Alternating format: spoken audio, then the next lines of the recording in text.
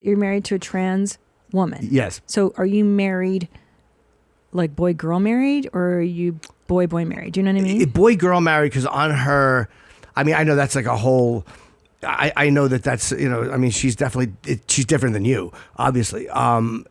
But on her passport and on her birth certificate, it says female, because Norway is very open about that. Oh, yeah. Okay. Which they've changed the way you can change but they actually, you change your birth certificate in Norway. Wow. So it says That's very progressive. It is, yeah. I mean, it's kind of whatever. I mean, it works out well for us, but what do you mean? What's the, because you kind of went like, oh, that's I mean, I don't know it should be necessarily that easy for a person just to say, I am the, like, I think there should be some process you go through. It doesn't mean that it can't happen, but I just think this would prevent, you know, some guy that looks Abusing like me it. or you. Yeah, just going, hey, that's true. I got arrested. I want to go to a woman's prison. Yeah, And- sure. Because By I the would want to way, go there. your wife is lovely. I got to know her a little bit in the green room at Mothership. Oh, okay, yeah. Gorgeous, Oh, thank you. sweet, and funny, and like it's just so cool. And I'm really happy for you. I mean, I don't know you really well, but you seem very happy and very much in love, and like this is a good relationship. Yeah, it's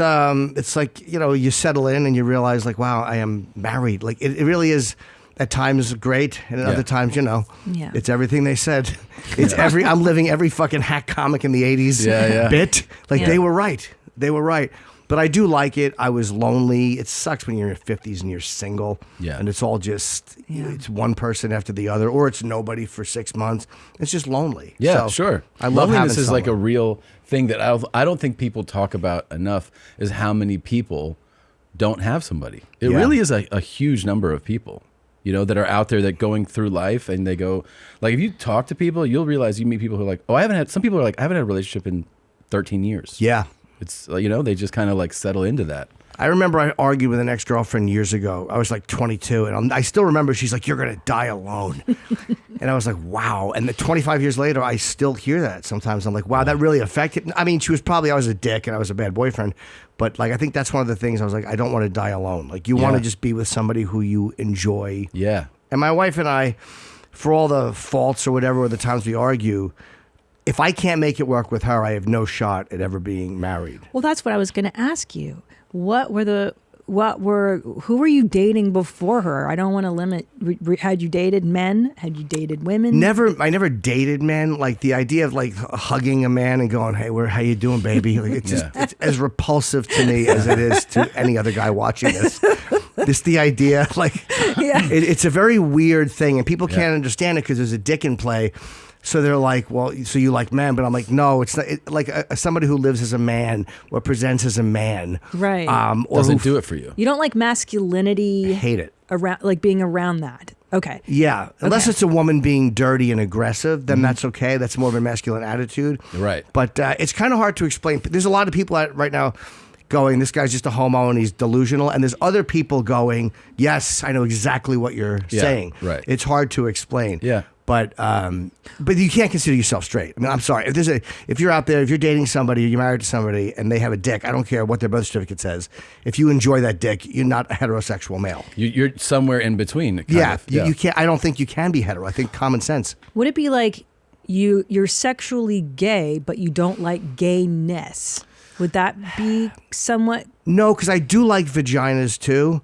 I'm talking so technically. Bisexual then? I guess. I mean, not to label it, because I actually don't like all these labels. I know, but some of them are just unpleasant and they're accurate. Do you miss vaginas? Oh yeah, but really? I think that. But if she had one, I would just be one up. Like I would miss everyone but hers. Yeah. You know what I mean? It's not like if I married somebody with a pussy, I would get a bunch of them. It would just be hers, and then the rest I would miss. Right. But you know, so that's one thing. Of course, I do. Yeah. I do miss that.